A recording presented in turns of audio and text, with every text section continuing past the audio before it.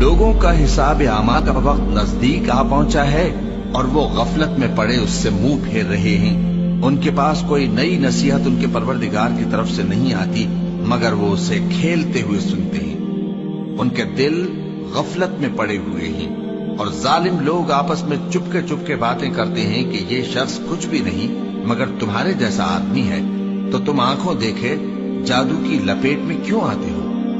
पैगंबर सल्लल्लाहु अलैहि वसल्लम ने कहा कि जो बात आसमान और जमीन में कही जाती है मेरा परवरदिगार उसे जानता है और वो सुनने वाला है, जानने वाला है। बल्कि जालिम कहने लगे कि ये कुरान परेशान बातें हैं जो ख्वाब में देख ली हैं। नहीं, बल्कि इसने इसको अपनी तरफ से बना लिया है। नहीं, बल्कि ये एक शायर है। तो जैसे पहले पैगंबर निशानियां देकर भेजे गए थे उसी तरह ये भी हमारे पास कोई निशानी लाए।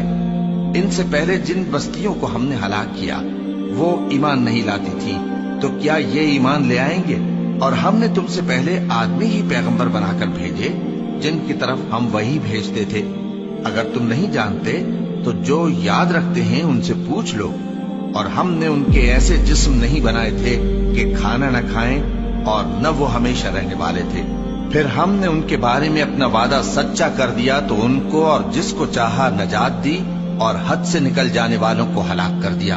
हमने तुम्हारी तरफ ऐसी किताब नाजिल की है जिसमें तुम्हारा तस्करा है, क्या तुम नहीं समझते। और हमने बहुत सी बस्तियों को जो जालिम थी पीस डाला और उनके बाद और लोग पैदा कर दिए। जब उन्होंने हमारे अजाब को देखा तो लगे उससे भागने। मत भागो और जिन नेमतों में तुम ऐशो आसाइश करते थे उनकी और अपने घरों की तरफ लौट जाओ, शायद तुमसे इस बारे में दरियाफ्त किया जाए। कहने लगे हाय शामत, बेशक हम जालिम थे।